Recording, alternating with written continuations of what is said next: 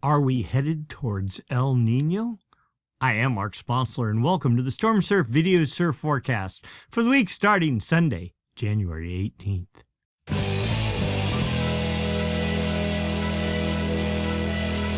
Stormsurf, waves, weather, buoys, altimetry, snow, temperatures, El Nino, weather analysis, essential data for outdoor people, all the time, no hype.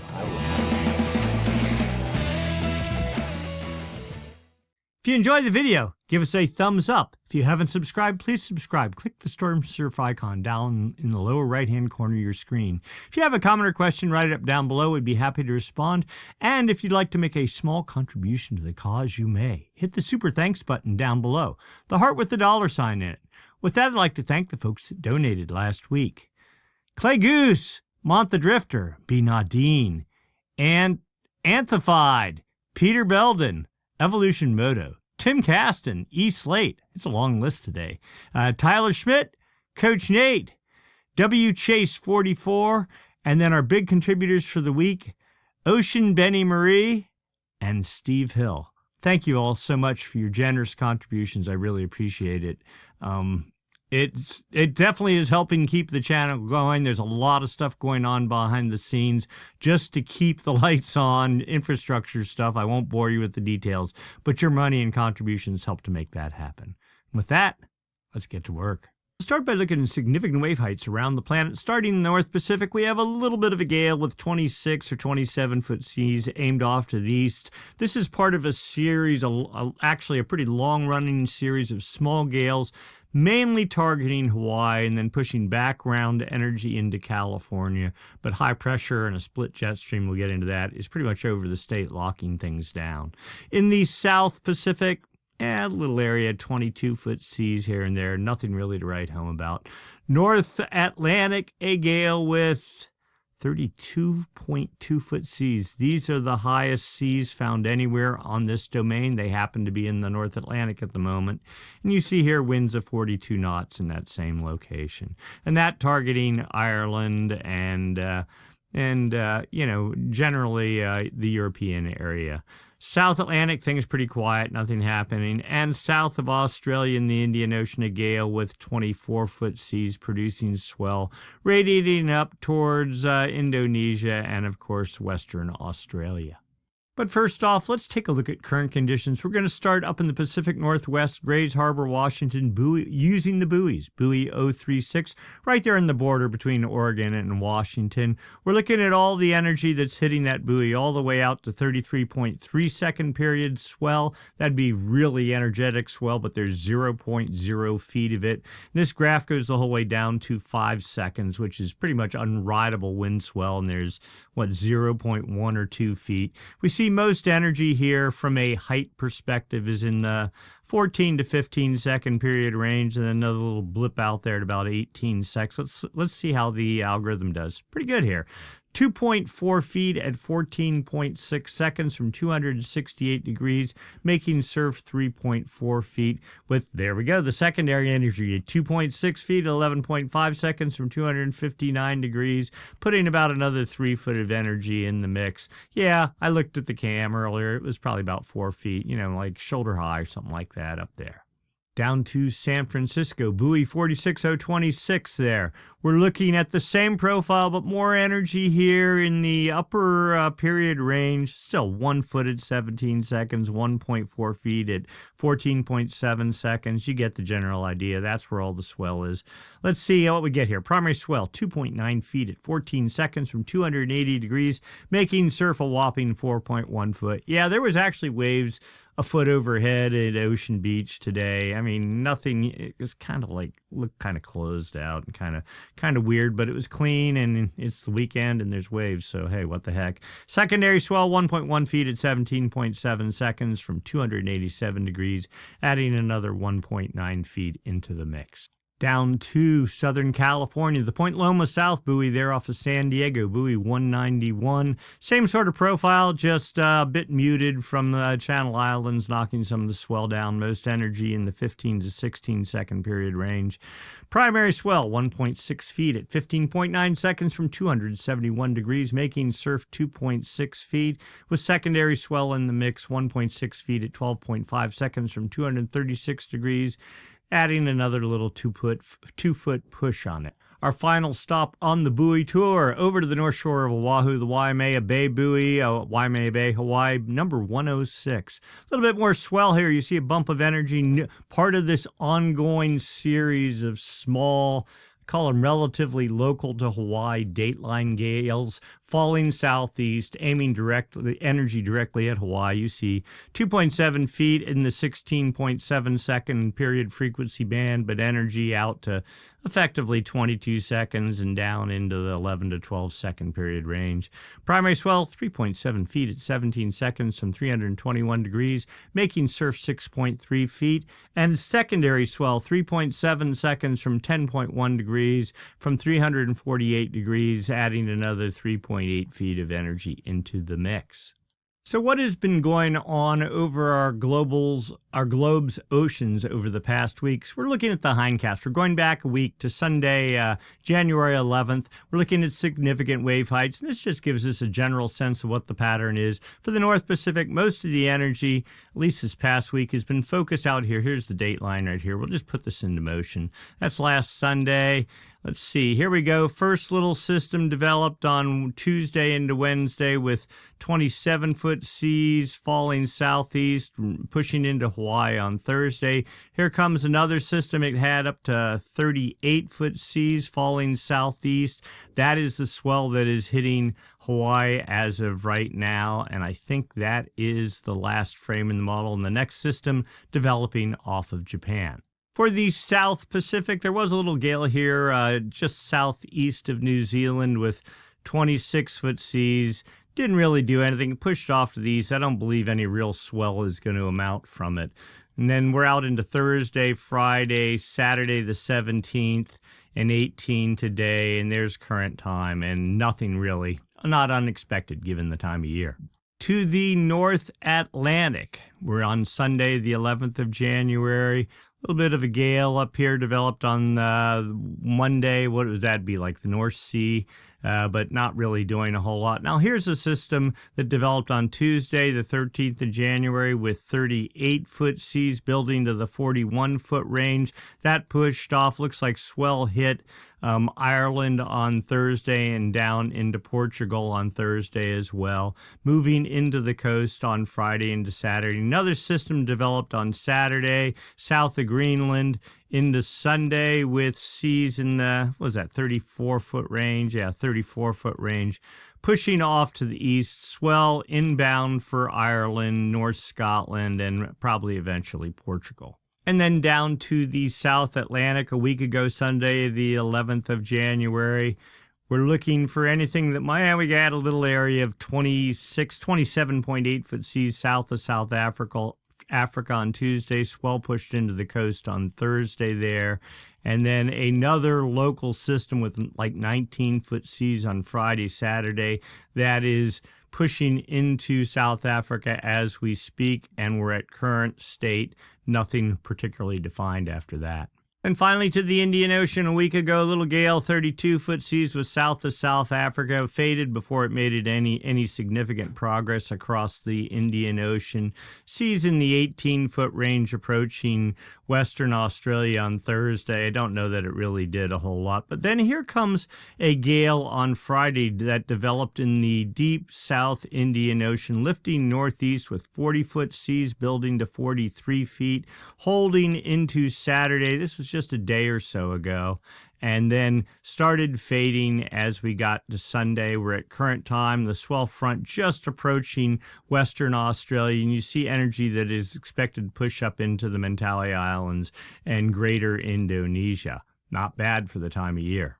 So let's go do a deep dive now into the North Pacific. We're going to start up at the Jetstream level. These winds up about 30,000 feet help support the formation of gales when they form, help direct their track. We're looking for a trough, a pushing the jet to the south, sort of like right there. That helps create a counterclockwise flow aloft and eddy, and also down at the ocean surface. That's the hallmark of low pressure. And of course, low pressure, if it's strong enough, generates winds. Those winds get traction on the ocean surface, generating seas. As the seas radiate away from the fetch area, the lesser period elements of them dissipate or erode away, exposing longer period elements that, when they hit your beach, create swell and therefore surf. Now the pattern is consolidated jet pushing off Japan, not particularly strong. What is that? 150, maybe 160 knots, making it right to the dateline, and then massively splitting. And then east of there, you see the northern branch going inland over Alaska and then down into interior U.S., making for very cold weather, dragging cold Arctic air down. U.S. central and east coast, pretty cold front, not where you want to be. You see this split, and the other end of the split going down here into, well, down to the equator. California, situated, and for that matter, the whole U.S. and Canadian West Coast under the effects of this ridge. That kind of a pattern sets up a clockwise circulation, high pressure. You're high and dry and generally warmer temperatures. That's where we are for now. Let's put this into motion.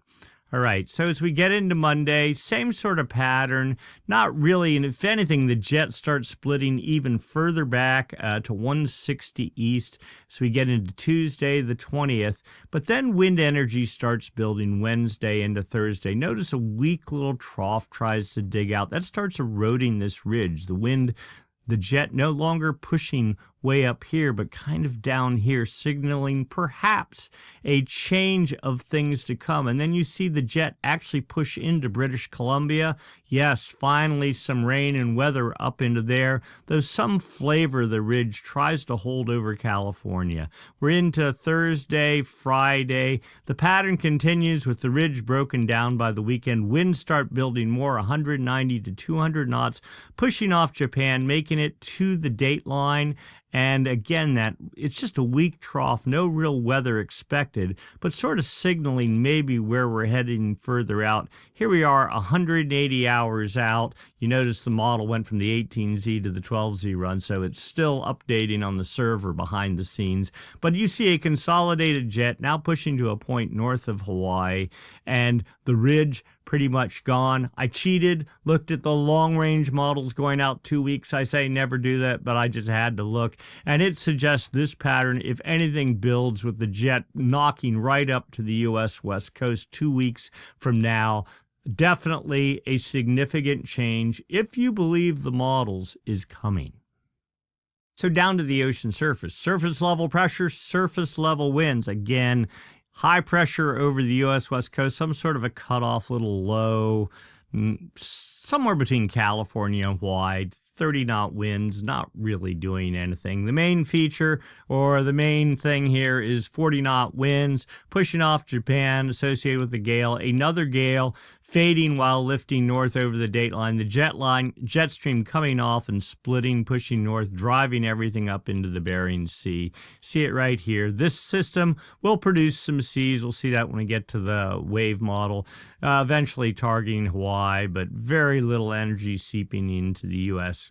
West Coast. I mean, mainly background energy from Point Conception northward, in the chest to head high range kind of thing. Another little gale pushes off the Kuril Islands on Wednesday with 40-knot winds. I'm not even looking at that. I don't even care. And then we get into like Friday. Something starts actually semi-real developing as the jet gets stronger, 40-knot or to 45-knot west winds. I think that builds some. There you go, 45 knots.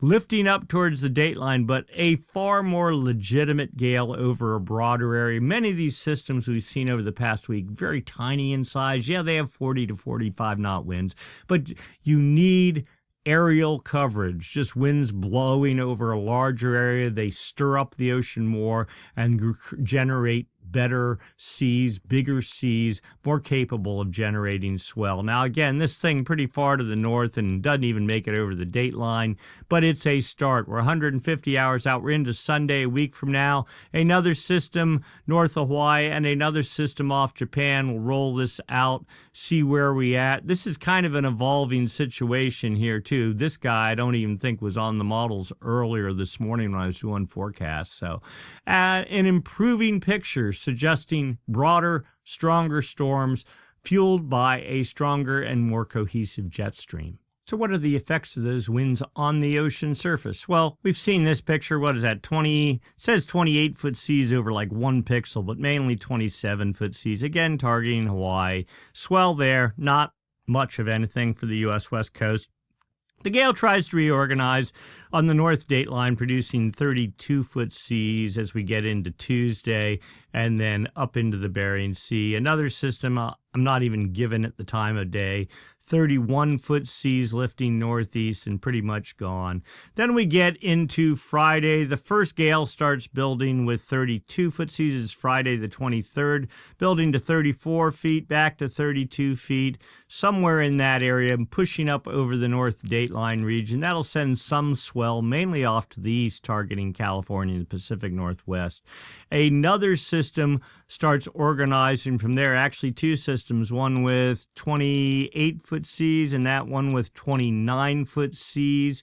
Oh, this actually looks better. Building to 30-foot, targeting the U.S. West Coast. Broader system, developing on the dateline. So it looks like, if you believe the models, a better swell pattern is starting to set up, fueled by an improving jet stream pattern. Then down to the South Pacific, Sunday, Monday. Now, this is interesting. A little gale develops with it says 30-foot seas, but I'm going to give that 29. Let's see, do we get? Nope, that was it. I'll call it 29-foot seas southeast of New Zealand on Monday. That's just 24 hours out. That theoretically is capable of producing some background swell up into Hawaii and maybe exposed breaks down into Central America, Peru, Chile, and up into Southern California if there isn't some sort of larger northwest swell moving into the swell window. This would arrive about 8 or 9 days out into Southern California. So Wednesday, the 28th or something like that for Southern California. Something to keep your eyes on. Then we go out into Tuesday, Wednesday, everything kind of dissolves and we're back to looking seasonally normal. Yes, 28-foot seas, all aimed due south at Antarctica, doing nothing for greater California. Then look at this, also another little system. Now, this is outside the Southern California swell window, but 31-foot seas lifting northeast into late Sunday. That would target certainly Chile and Peru and probably push energy up into Central America, maybe even Mexico with luck. And over to the North Atlantic, we have a gale with 32-foot seas targeting Europe. We saw that earlier. That's to fade out, swell impacting Ireland, Scotland, and Portugal as we get into Monday the 19th. That fades out. Another system develops right behind it with 32-foot, building to 34-foot seas, falling and directly impacting northern Portugal. So probably a pretty blown out kind of mess there unless there's some miracle wind situation there. But even behind that, a much more interesting system is on the charts for Thursday, the 22nd of January, with seas in the 36-foot range, building to near 40 feet here in close proximity to the European coast. Let's see where we go from there. And holding in about the 38-foot range, a very stormy pattern in close proximity to the coast. We'll have to see how much rideable swell results from that. Probably the most protected spots would be the main target. And then we're into Sunday, the 25th of January, and a quieter pattern beyond that. To the South Atlantic, 18Z, Sunday the 18th of January. Looking for anything of any real interest. An area of 25-foot seas is forecast developing Tuesday and Wednesday south of South Africa, building to 29 feet. That definitely should send some swell off to the north. The charts depict that. You see it pushing into South Africa on Thursday into Friday, that's GMT. So yeah, they're about 0 right here. These hours would be correct. So 0Z would be, what's that, midnight local time, more or less, give or take a couple hours. And after that, anything else, we're into Friday, Saturday. Another gale develops behind 22-foot seas, building to 23 feet on Sunday into just Sunday, the 25th of January, targeting South Africa. So not completely quiet in the Southern Hemisphere. And one more stop on the Southern Hemisphere tour, the Indian Ocean.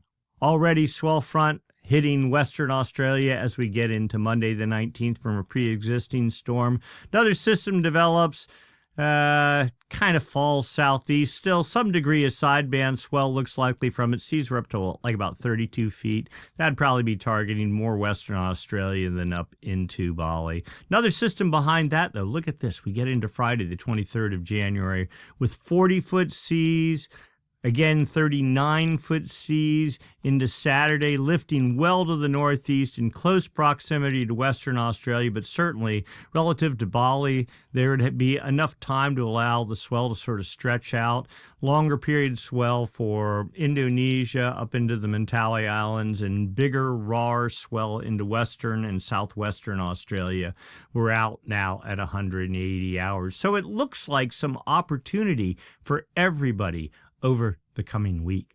Local wind forecast for California and the Hawaiian Islands. Hawaiian Islands right there, California here, Southern California, Central California, there's Monterey Bay, Northern California up in here. Low pressure in the Gulf of Alaska generating 30-knot winds, but weak high pressure, 1022 millibars over the U.S. West Coast. Again, that ridge pretty much making for a weak wind pattern. Trades 15 knots for the Hawaiian Islands. As we get into Tuesday, more of the same. Let's say a light northwesterly flow, mainly for the northern half of California from, I'll call it Bodega Bay northward.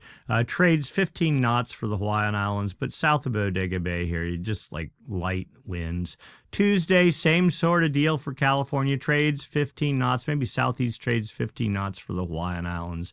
Wednesday, again, a light weather pattern for California, though you see high pressure building a little bit off the coast. What do we have? Some sort of a front here with a northeast. In fact, let's go back and look at this. Yeah, you see some sort of a front trying to push into and over the Hawaiian Islands on, I'll call it Wednesday. Yeah, with northeast winds 15 knots, north winds 15 knots for Kauai and Oahu. So probably not a great pattern there. Some sort of a high pressure gradient tries to build off Northern California. Wind still 10 knots, but not as pristine as it's been. Again, the gradient, 20-knot winds off of Cape Mendocino on Thursday, but not so bad south of Bodega Bay, that sort of thing. Wind still northeast on Thursday to the Hawaiian Islands at 15 knots. We get into Friday, full-on summertime gradient, producing wind swell, pushing down the coast for North and Central California. North winds 20 to 25 knots, limited to Cape Mendocino area. Light wind regime south of there. Trades finally starting to set up 15 knots for the Hawaiian Islands. On Saturday, the gradient disappears. A light wind regime returns to California, and for that matter, the whole of the U.S. West Coast. Trades 10 to 15 knots for the Hawaiian Islands. And Sunday, we're pretty much back exactly where we started locally with a light wind regime, both for Hawaii and California. Though we know the jet stream is to be building, and this, if you like smaller waves and you like clean conditions, this is probably getting towards the tail end of the window, maybe a week out to a week, maybe the middle of the week after that, something like that. But my expectation is there will be a change in pattern, if the models are right, coming for both Hawaii and the U.S. West Coast. The precipitation pattern focused on California, but you can see the whole U.S. West Coast and Canada, the whole way up into Alaska, high and dry. We'll put this into motion. You really don't need any interpretation. There is, look at that, a little bit, maybe just some snow showers for the Sierra on Thursday morning. Even down to like Mount Whitney, something like that, and then fading out. Otherwise, no precipitation till you get, let's see, right about, I'm looking at Whistler and British Columbia proper into we'll call it Sunday, the 25th. And then all of a sudden, you see the low pressure building, the clouds pushing in, and the beginning of, or the return of the rainy season, at least for British Columbia down into Washington, sets up a week from now. The snow forecast dashboard for Olympic Valley, formerly Squaw Valley. Yes, a whopping 1/3 of an inch on that, was it Wednesday, Thursday system, and that's about it. I'm assuming, well, we'll go look at Mammoth. Let's do that. And just looking at the pattern, I was assuming about 2 inches or so, and that's about what it looks like for Mammoth. In fact, we'll just drill in here. Let's go take a quick look. 1.9 inches total accumulation on Thursday morning between 4 and 10 a.m. for Mammoth.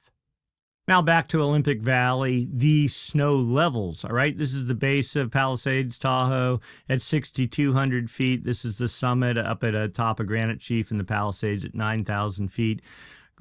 Red would be above freezing temperatures. Gray would be sleet if there's precipitation. The line between the white and the gray is the 32-degree freeze line. Between the white and the blue is the 28-degree temperature line. That's much better for making snow. You see, even the whole way up to the summit. Well, the freeze level up at 10,800 feet through the 21st. So what is that, like Wednesday? Maybe dipping down as that front passes through down to 8,200 feet for a day or two, and then back up. And then even out at the end of the model run, we're out to the 26th. So that'd be like Monday, a week from now.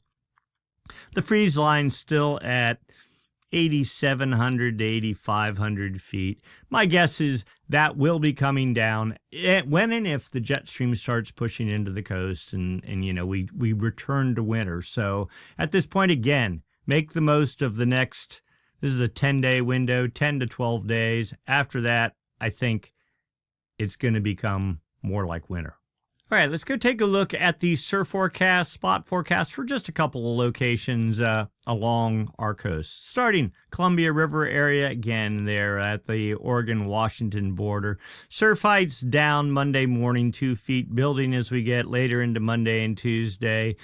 Tuesday afternoon, up to 6 foot, some small swell arrives, light winds. That starts fading out. Then it hovers in about the 3.5 to 4 foot range, Thursday into Friday, into Saturday, and then fading some on Sunday. But again, look at that. Offshore winds pretty much the whole time. Not a bad pattern. Swell heights up to 4 feet at 14 seconds on Tuesday.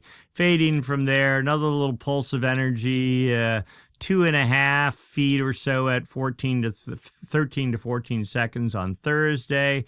Then we get into Friday, we're into 3 to 4 feet at 13 seconds. Then next weekend, 3.5 feet at 12 to 13 seconds. Down to Ocean Beach, San Francisco. Surf heights Monday, 3 feet, building to 4 feet on Tuesday. Maybe a little pulse of energy with some 6 foot sets on Wednesday. These are face heights.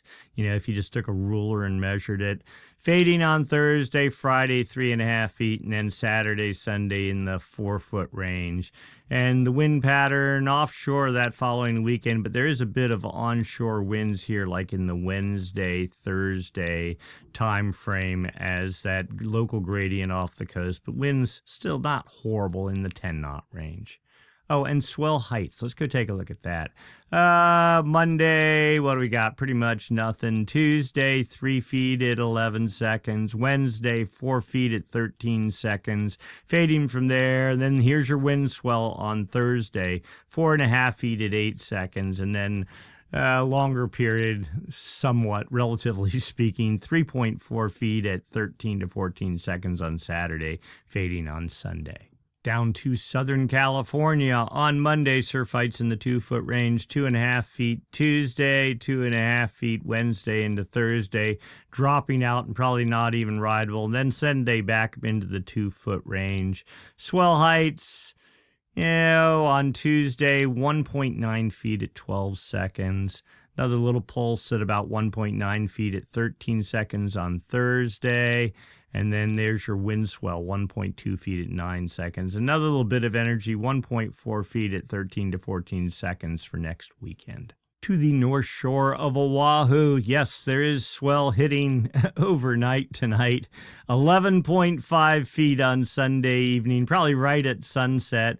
According to this, the buoy didn't show that earlier, though, but so a little bit of a disparity. Though there is definite swell out in the outer buoys, so we'll see. Maybe the buoys are lagging a little bit. By Monday, that swell starts dropping from 7 feet pretty quick and fades out. Tuesday, some background swell in the mix, 6.5 feet. Then you get into Wednesday, 30, a steady diet of 6 to 7 foot surf. And then Friday, 9 feet, a new pulse of energy moves in, light trade wind regime, actually pretty brisk, 18 knots out of the east-northeast, fading from 9 feet through the weekend. Swell heights, Monday morning, I'll give it 6 feet at 14 seconds, fading Tuesday. Tuesday later, a little refresher, 4.5 feet at 14 seconds, continuing in the 4.5 feet at 13 to 12 seconds the whole way into Friday, and then we get into Friday evening, 7 feet at 12 seconds, dropping from there. Over to Ireland, a just generic town on the east coast. They're exposed, though. Surf height's 23 feet as we get into Monday, and this has all been corrected here. Let's see, where's it? Local time zone, GMT plus 0. So this is 15 would be, 9 would be 9 a.m., so 15 is like 3 in the afternoon, so 23, 22 feet sort of thing. Fading Tuesday from 16 feet, Wednesday down from 10 feet, let's say. Another little pulse of energy on Thursday up to 22 feet, fading. Another little pulse on Friday to 26 feet, and then a little bit more sustained pulse on Saturday in the 25-foot range, and then slowly dropping down from there. But we notice winds, let's see, not so bad out of the east at 27 knots on Tuesday, but I saw here's some big numbers, 33 to 40 knots. Some of that is offshore out of the south, so maybe there is some windows of opportunity there depending on your break. Then finally, central Portugal, swell building to 15 feet on Tuesday, 16 feet all the day Wednesday, Thursday up to 30 feet, dropping out some, then building steadily up to 48 feet on Saturday. What are our winds doing? Northwest at 32 to 35, so probably not real rideable and pretty much a windy mess. A lot of this I'm just seeing steady, some sort of a west to northwest flow almost the entire time. Right, into the long-term outlook, we're going to review and examine the two major weather oscillations that affect our weather long-term, the MJO, the Madden-Julian Oscillation, and ENSO, the El Nino Southern Oscillation.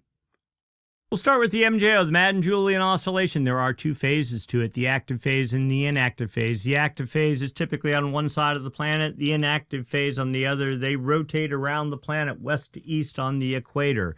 When the active phase is our friend, it is a low-pressure system, effectively a low-pressure system. It takes warm, moist air at the ocean surface, lifts it aloft. That warm, moist air gets caught by the jet stream, energizing the jet stream, making it stronger, more consolidating, more capable of digging out troughs and supporting storm development. The inactive phase is the exact opposite. It is a high-pressure system. It is falling dry air that steals energy from the jet stream. The jet stream gets weak and splits and does like some of the weird stuff you're seeing it doing over the Pacific right now.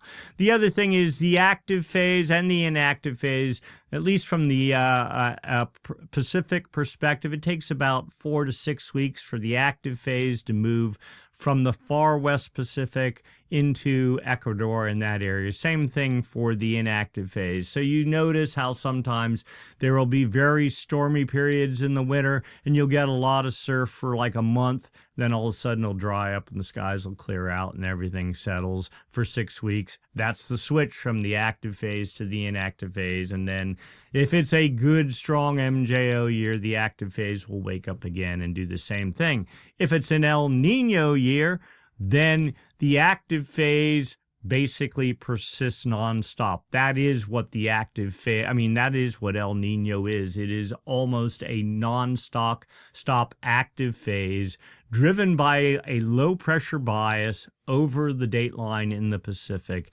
just fueling storm after storm pushing into the U.S. West Coast. La Nina is the exact opposite. It is the inactive phase focused over the Pacific with dry air and more or less dry air and high pressure, sort of like where we are now and have been this entire winter, where the low pressure bias is then more over the Atlantic, kind of Indian Ocean sort of thing, fueling storm development in the North Atlantic, targeting Portugal and Ireland and places like that. And you can kind of see those same themes have run true this winter in California and in the Atlantic. All right, so what are we looking at here? Yeah, back to the chart on the page. This is an indication of trade winds over the Pacific. East Pacific here, West Pacific here, there's the equator, there's the date line. If trades are stronger than normal in the Pacific, then one would assume, because trades are driven by high pressure, that the inactive phase is in control. If trades are weaker than normal, that suggests low pressure moving into the Pacific, reducing high pressure that drives the trades, making the trades weaker or out and out reversing them. So just doing a quick examination here, actual winds, these are the winds, the means, the average wind for the past 5 days. We're just looking at the arrows. Winds blowing out of the east, west-east are trades. So we see, you know, modest trade winds in the East Pacific, modest trade winds in the Central Pacific. Here's the date line, a little bit stronger over the date line, but then you get somewhere here, see these arrows right in here, they almost die to nothing. That is an indication, or at least makes one suspicious that something is going on, especially when you go from super strong to super weak in like a 5 or 10 degree window. That suggests some sort of dividing line, like the active phase here pushing off to the east. But it is not the actual wind speeds that matter, it is the anomaly. Are these winds stronger than normal for this time of year? Actually, the winds here in the East Pacific, though they're out of the east, look at the little baby arrows here. A little bit out of the west, suggesting trades are weaker than normal. Now, a little bit stronger than normal over the Central Pacific and modestly stronger over the date line. We don't have any data out here, but my assumption is there are no arrows, or if anything, the arrows are pointed out of the west here, and we'll look at some of that. And then this gets you to what the title of the video is about as well. Is there an El Nino coming, and what's happening? We're going to talk about all that as we start diving down this rabbit hole. So what have the winds been doing over the past 5 days? Okay, South America there, Central America, New Guinea there, zeros the equator. Dateline right there, far West Pacific starts about 125 east right there. The reds are westerly anomalies, the blues easterly anomalies. So on January 12th, you see this kind of a mixed pattern, maybe more in favor of easterly anomalies. That'd be the inactive phase, the MJ, but you also see westerly anomalies over here in the East Pacific. But right here, here's where your real westerly anomalies are. So I would say the active phase of the MJO over the maritime continent and the Indian Ocean. The inactive phase somewhere around here. Same sort of deal, but notice as we get into this, the 13th, the 14th, the 15th, the 16 westerly anomalies building significantly over the maritime continent. Notice these westerly anomalies getting weaker. The focus becomes here. This looks like the building active phase of the MJO that was 2 days ago, okay? And you see kind of just a mixed pattern elsewhere, but this is really what we're looking at, again, suggesting perhaps a building active phase of the MJO. What is the forecast and where have we been for 850 millibar zonal wind anomalies? Basically what we were looking at before, those were on the ocean surface. This is up about at 850 millibars. That's about 4,700 feet, but a good proxy for what's going on at the ocean surface. All right, blues easterly anomalies, reds and yellows westerly anomalies, but this is for the whole planet. The date line runs right up the middle of the chart. Okay, we know where the date line is. Far West Pacific starts at 125 east, so right there. All right, we can go back in time. Here was our easterly anomalies, inactive phase of the MJO, setting up the whole way through about somewhere into January 5th, let's say, and then westerly anomalies started building, and they're continuing to build. And last week's video, what the title was, oh my God, there's a westerly wind burst and a Kelvin wave, and is it basically hinting at, is this the start of El Nino? We're continuing that discussion this week. So our westerly wind burst active phase of the MJO is fully set up over the far west Pacific. Again, the date line right here, probably peaking out. Now, the interesting thing is, yes, it's supposed to hold for, this is 5 days out, and then weaken from there, but some degree of westerly anomalies are forecast over the entire West Pacific, even beyond that. Now, here's one bit of data I want to show you. This was the forecast from January 7th. Notice the magnitude of the westerly wind burst and kind of what got me excited last week.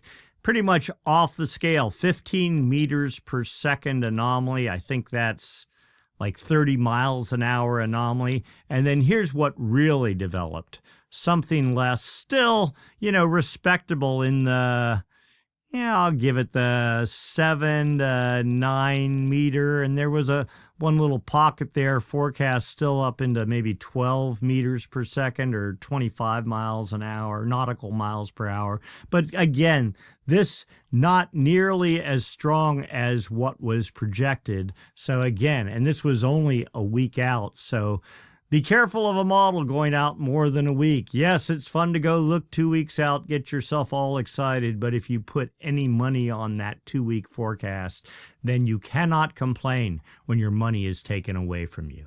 So let's look at another component of the MJO. This is outgoing long-wave radiation. If you have westerly anomalies in the far west Pacific, and that is associated with lower than normal pressure, that lower than normal pressure takes warm moist air, lifts it aloft. Eventually that warm moist air, as it feeds the jet stream, also condenses because air temperatures are much cooler up 30,000 feet, and you get clouds, all right? Negative anomalies, the blues here, means negative outgoing long-wave radiation. What's that mean? Sunlight comes in, hits the ocean, through our atmosphere, hits the ocean, tries to bounce back out to, let's say, a satellite out there collecting outgoing long-wave radiation. But if there's a whole bunch of clouds over a particular area of the Earth's surface, you get less average outgoing long-wave radiation, the blue. The blue, therefore, is an indicator of the active phase of the MJO. The red, same deal, only there's no clouds because it's falling dry air, high pressure, more sunlight bouncing off the ocean surface. South America, Central America, New Guinea, EQ right there at the equator, 180, the date line. So active phase of the MJO over the West Pacific to the date line with the inactive phase in the Indian Ocean. Per the statistic model, that pattern slowly eases east and moderates some as we get 15 days out, with the inactive phase starting to push into the West Pacific. Don't want that. Now, the dynamic model, though, paints an entirely different picture. It says the active phase of the MJO doesn't move east as quick and basically holds and is still filling the Kelvin wave generation area 2 weeks from now, with the inactive phase sequestered in the Indian Ocean. Great. I'd like that very much. Phase diagrams for the same two models. Statistic here, dynamic here. Let's be honest, I have more faith in the dynamic model than I do the statistic model. The statistic model basically looks at past events similar to, active phases of the MJO in the West Pacific and tries to compare them, where the dynamic model is just, I don't care what's happened in the past. I'm just looking at the hard data of all the pressure values and wind directions and speeds and other things in the atmosphere, and using pure math, I am modeling what I think is going to happen in the future. In general, that tends to be more correct, especially when you have a planet that is not doing what it has typically done in the past, which is clearly the case. Anyway, these are phase diagrams. They give us the details of what the previous two models were indicating, but specifics on how strong and where the active phase of the MJO is. How do you read the chart? MJO moves from west-east, from the Indian Ocean to the Maritime Continent, to the West Pacific, to the East Pacific, under the United States, across the Atlantic, over to Africa, then back to the Indian Ocean. The dot is where the active phase is. The further the dot is away from the circle, the stronger it is. Hey, finally, look at this. This is where the active phase was for like the past, was it month or 2 months, just basically doing nothing. All of a sudden in the past, since the 10th of January, here we are. So week, we went from nothing to moderate to moderately strong active phase in the West Pacific. These are the three different forecast tracks for the active phase. You see them right here. But all of them have the active phase moving over Africa 2 weeks from now, and very weak and strong. The dynamic model says no, active phase going, almost trying to get to the East Pacific, backtracking, and then sort of noodling around, yes, eventually making it to not even Africa, somewhere over the Atlantic, and much weaker. So we have 1, 2, 3, 4, 5, 6, 7, 8, 9, 10, 11, 12, I'd say 13 days, almost 2 weeks of the active phase over the West Pacific. The reality is we'll probably end up somewhere between the two of these. Let's keep digging. There are more models. We go to the CFS model, a dynamic model optimized for long-term forecasting. This model goes actually out like 9 months. All right, again, the red's westerly anomalies, the blue eastern anomalies, the red westerly anomalies is associated with the active phase of the MJO. This is the whole planet. Dateline runs right up the middle. The far West Pacific starts at 125 east, so here. This chart actually shows you the MJO, the black contour. Dotted, inactive phase, you see easterly anomalies. The red westerly anomalies, the solid contour, the active phase with westerly anomalies. And you see the inactive, active, inactive pattern. Again, the MJO mainly is focused over, I would say, the maritime continent into the West Pacific, but in reality, it does move the whole way around the planet, just at a much more muted intensity. All right, so here we are today, active phase of the MJO interacting with a red. What's a red? Equatorial Rossby wave, producing stronger than normal westerly anomalies in the far West Pacific. That is to hold for the next 7 days, a week out. Active phase then fades according to this, but this chart is very conservative about the black contours. I mean, that doesn't say that the MJO is gone. It just, the core of it is gone at that time. But this chart also, or this model also indicates some flavor of westerly anomalies continuing in the West Pacific into Valentine's Day, the 14th of February. Make sure you do your shopping. But it also suggests some sort of easterly anomalies building over the dateline. Let's go one more. The CFS model going out a month. Past performance is down here. The forecast is up here. There's one striking difference of the dateline runs right up the middle. Again, the blues easterly anomalies, the yellows westerly anomalies. The key thing to take away from this is up to about the beginning of January, you see easterly anomalies for the most part over the dateline.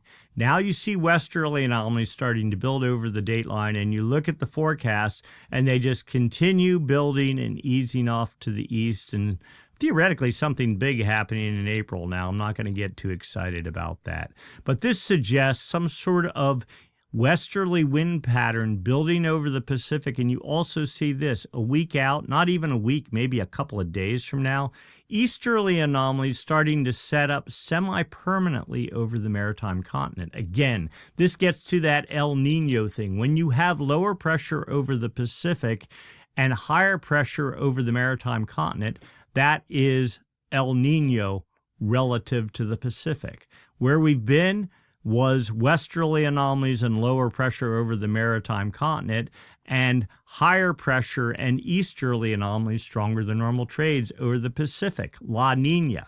It appears that as of about, I'll say 2 weeks ago, the switch started to flip on the pressure pattern in the east or in the West Pacific and the maritime continent. And this model, you see a little bit of easterly anomalies showing up there.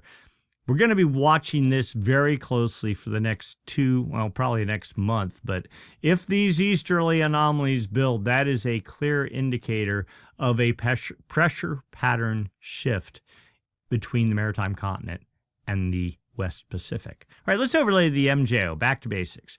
All right, now notice this.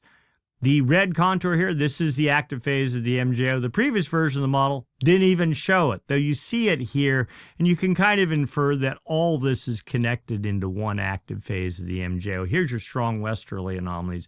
The previous inactive phase of the MJO, west of the Kelvin wave generation area and of no interest. Now also notice back here in November, we had westerly anomalies.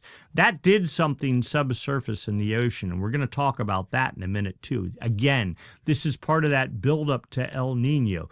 You get successive active phases of the MJO pushing over the West Pacific. They create westerly anomalies, and those westerly anomalies starts transporting warm water that's built up over the maritime continent and the West Pacific, start pushing it east towards Ecuador under the ocean surface. I'm not going any further than that for the moment. Anyway, another active phase of the MJO in control, another one forecast out in February, another one in April, and the steady westerly anomaly pattern building. Even during the supposed inactive phases of the MJO, westerly anomalies persist. The hallmark of a building El Nino is the active phase of the MJO is more prevalent in the West Pacific than the inactive phase. The hallmarks of La Nina, where we've been, is the inactive phases are stronger and the active phases are weak and inconsistent.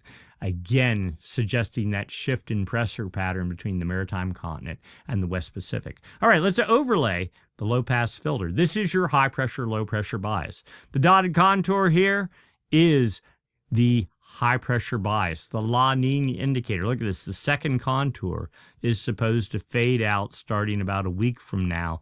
2 weeks from now, February 3rd, it is to be gone. The final high-pressure contour starts moving in earnest off to the east. At the end of the model run out in February, it's south of California, where the low-pressure bias, which was strong over the Indian Ocean, already, well, not quite, it's trying to make some eastward progress. Each successive push of the active phase of the MJO starts nudging it further east and starts dislodging the high-pressure bias that wants to hang over the dateline. You see, as we get into middle of February, low-pressure bias in earnest starts moving off to the east and is off to the races as we get into April with the second contour setting up. And again, this it's not showing the high pressure bias here, but the blue is dry air, and the longer you have dry air, soon enough you will get a high pressure bias setting up over in this area. Next up, subsurface ocean temperatures. Now, remember I talked about westerly anomalies building in the equatorial West Pacific. They eventually will set warm water that's piled up there, just like here. This is the West Pacific, this is the East Pacific. This pool of warm water here will eventually start pushing off to the east. This is actually data from the TAO buoy array, series of buoys strung across the equator used for monitoring El Nino. These are the actual anchor lines on those buoys. X's are the sensors. They take the water temperature, use a model to fill in the gaps in between the buoys, and you can see whether or not there is motion to the east of the warm water. So here is the 29 degrees centigrade isotherm warm water. It's about where it was last week at 173 east. The 28 degree isotherm, it actually has backtracked a little. It was at 178 west last week. The 24 degree isotherm, though, look at this. It was here at 25, but now we're starting to see some buildup of warm water here in the far East Pacific. Again, it is not the actual water temperatures that matter. It is the anomalies. A significant shift has shown in this chart last week. Last week, there was just this little finger of warm water. Now we got 1, 2, 3 degree anomalies. That was here last week, but the finger far larger, pushing off to the east, reaching to, what is this? About 115, I'll call it 117 west. That's south of California, even almost, that's to San Diego. again, on the equator, all right? But this is warm water moving to the east. And again, westerly winds blowing from west to east here take the warm water, start pushing it off to the east, but not on the ocean surface, under the ocean surface. The whole way across the Pacific, it eventually will impact Ecuador, erupt to the surface. The trades will take that warm water and start backfilling it over this area in the upper Pacific. And then you'll see water temperatures start rising along the equator. When that happens, if it persists long enough, you have to have successive active phases of the active phase of the MJO to keep this machine going. But this is a Kelvin wave. We'll get it. This is a Kelvin wave generated from the November active phase of the MJO. We have another active phase of the MJO happening right now. Again, it takes like 4 months for the active phase to make it November here over to here. So November, December, January, maybe in February, pretty much right, about 4 months. Another one happening, let's say right now. So that would be mid-January to February, March, April, May. And then there's another active phase scheduled a month out. You get the idea. The machine starts pumping, warm water starts building up. That warm water starts creating evaporation off of Ecuador. Then with evaporation, you get lowering pressure, and then the pressure pattern shifts. In fact, one of our viewers just reported in from Ecuador and said, sure enough, water temperatures start starting to rise there. It's raining, not a lot, but it's a lot wetter and moister than it was even 3 weeks ago. So we're going to look at that more as we get into the surface temperatures. Let's continue on. This is the same chart enhanced with satellite data, even more accurate. Suggests the leading edge here is at about 105 west, so even further west than what the previous chart shows. The last of the La Nina cool water right here in a small little pocket off of Ecuador. And you can bet in about a month that's all going to be gone. This is, in fact, a Kelvin wave. One of our viewers wrote it. I don't remember who it was. I wish I did. About a month ago, say, gosh, sure looks like a Kelvin wave. And I sort of said, nah, I'm not gonna, I just don't want to get my hopes up kind of thing. But sure enough, you were right, whoever you were. Thank you for commenting on that. It is a Kelvin wave, a certified Kelvin wave, the first of hopefully many to come, pushing off to the east. Here's the satellite data just showing ocean height. What's that have to do with anything? Well, if you have cold water at depth, cold water contracts. When it does that, it'll create a divot on the ocean surface. Warm water expands. When it does that, it displaces water upward. So, and this only happens on the equator. This is a Kelvin wave monitoring tool. Ecuador, the Galapagos Islands, the equator right there, dateline right there. Negative anomalies, colder than normal water. But what you see is here's New Guinea, warm water here, but you get the distinct impression there's a finger or a wave of something pushing right through the heart of the cool pool. The first Kelvin wave of hopefully a series to come. That is even better detected or depicted here on this chart. Upper ocean temperatures. West Pacific here, East Pacific here. Here's last year's La Nina, July, August. Here's the beginning of this year's La Nina with 1, 2, 3 pulses. Here's weak active phases trying to make progress across the Pacific. But here we go. This is the active phase that started in November. You see warm water starting to push further and further off to the west at 105 west as of right now. And Ecuador is at 80. So what is that? 1, 2, that's 1,200. Let's say 1,500 nautical miles, and we're in the money. See surface temperature anomalies. So under this whole region here to 105, I said, so that'd be somewhere right around here. There is warm water moving the whole way under here. Here is the cool pool on top of that. That warm water will eventually hit Ecuador, erupt to the surface, and all of a sudden you'll see red starting or deep oranges started popping up here. The trades even if they're weaker than normal, we'll take that warm water and start sliding it off here. Now, here is the current La Nina. It's actually lost a lot of ground right here. You see the building warming temperature here. And these dark blues, they were gone 3 days ago. They just popped up again. I think there's like some sort of a weak inactive phase still pushing over this area. Tahiti, where's Tahiti? Tahiti's like right there kind of thing. Yeah, right about there. So when we talk about the Southern Oscillation Index, it's the difference in pressure between Tahiti and Darwin, okay? But it doesn't really tell you what's happening over in this area because there's no pressure gauge right here to know what's going on. Anyway, seems like inactive phase here, fading, though a little bit of upwelling going on from trades in this area. Sea surface temperature trend for the past 7 days. You can see a massive area of warming on the surface. Chile, Peru, Ecuador, Galapagos, these pockets of warming. There's really no cooling at all, and it's just 5 degrees north and south of the equator. This is the Nino 1.2 region. It is saying something is going on. I'm not sure what it is. Now, it can be noisy, and it can get warm here, and then it can instantly fade. But I know if I have a Kelvin wave that's going from here the whole way to about here, that at some point, temperatures are going to start rising here. So we're keeping our eye on that. Even this more conservative average global sea surface temperature trend is showing warming in this area and a distinct digression in the depth of the cooling in the East Pacific. So this is some indicator that, again, there is a change going on subsurface in the Pacific. The Nino 1.2 area right there by Ecuador, the sea surface temperature anomaly index, or actually the sea surface temperature index. Latest value is 213 thousandths of a degree below normal, so almost dead neutral.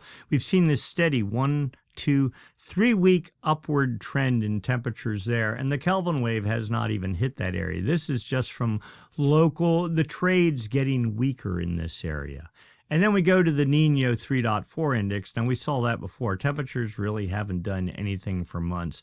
The value, 1.069, 1 degree and 69 thousandths of a degree below normal. So weak La Nina is 0.5 degree to 1 degree. This is 1 to 1.5, so it'd be moderate, modest or medium La Nina, if you will. But this is not corrected data either. This is just raw data. Here's the corrected data for the week of January 7th, Nino 1, Nino 2, Nino 3, Nino 3.4. This is the one that matters. 0.8 degrees below normal. So definitely in the weak La Nina category. And we've been hanging there since about the 15th of October. So you get the idea here. 0.6 to 0.8 of a degree below normal. Again, we think that's going to be short-lived. And then finally, what does the atmosphere think is going on? We look at the Southern Oscillation Index, the difference in pressure between Darwin, Australia, and Tahiti.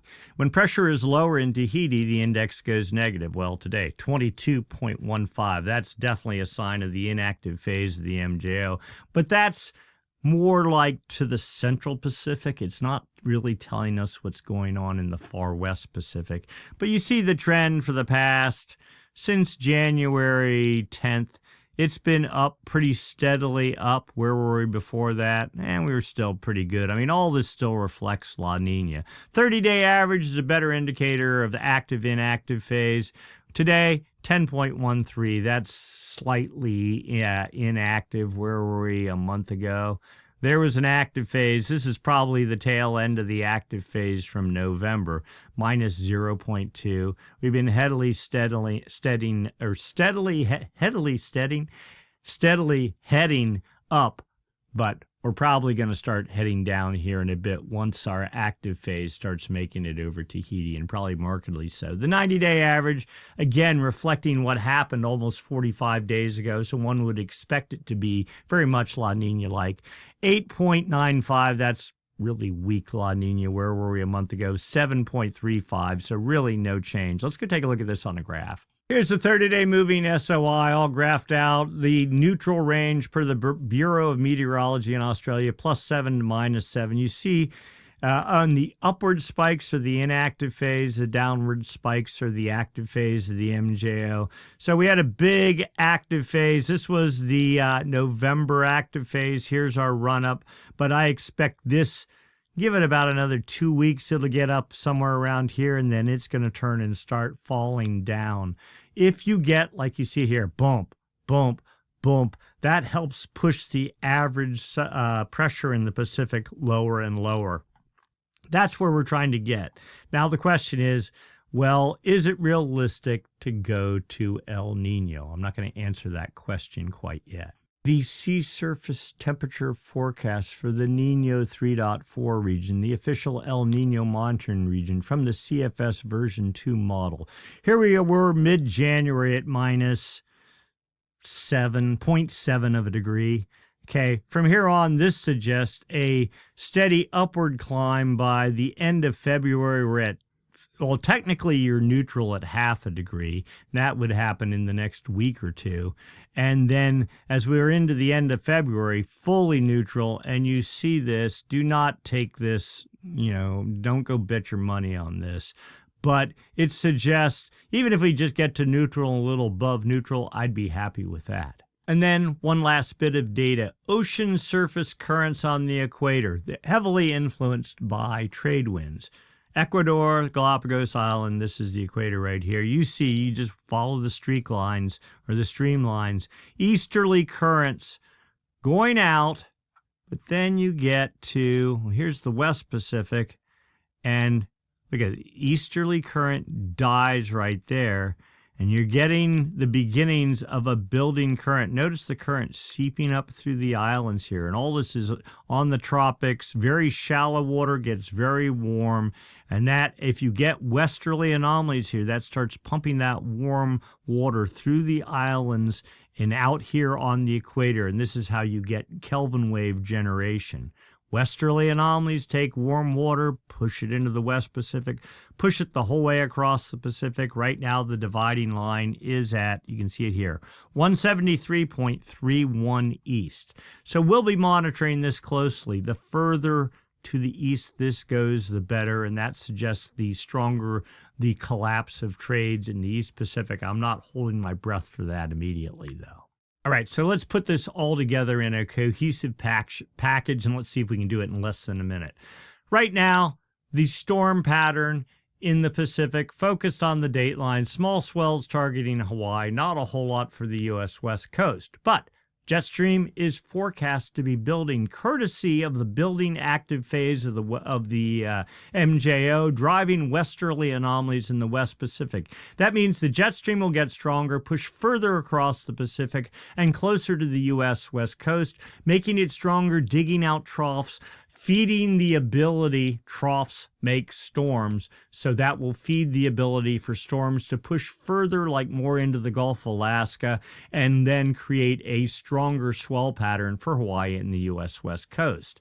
And of course, with the jet stream pushing inland, that brings moisture into the, hopefully the Sierra, but at least up into the Pacific Northwest, and snow and all that sort of stuff. Right now, just eyeballing it, we're at about, for California, about 65% of normal for the entire rainfall season. We need some more good dumping. I really didn't expect this year to get more than maybe 75% of normal precip.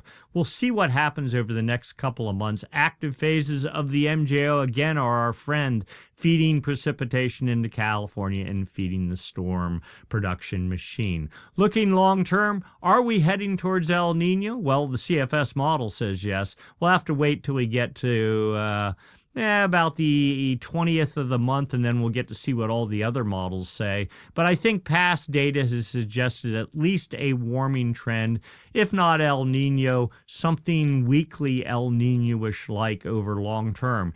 When you start getting these westerly anomalies and strong active phases of the MJO in the January-February timeframe, that is a strong, very strong indicator of a building El Nino pattern. If it only happens like in April, May, June, not so much so. But now here's the caveat. If you remember the year 2022, 2023, we had this mass in I think it was January of 2022, even December, massive active phases of the MJO, lots of snow into California, this lot of hype about a super El Nino coming, and it kind of fizzled when it actually ended up happening almost a year later.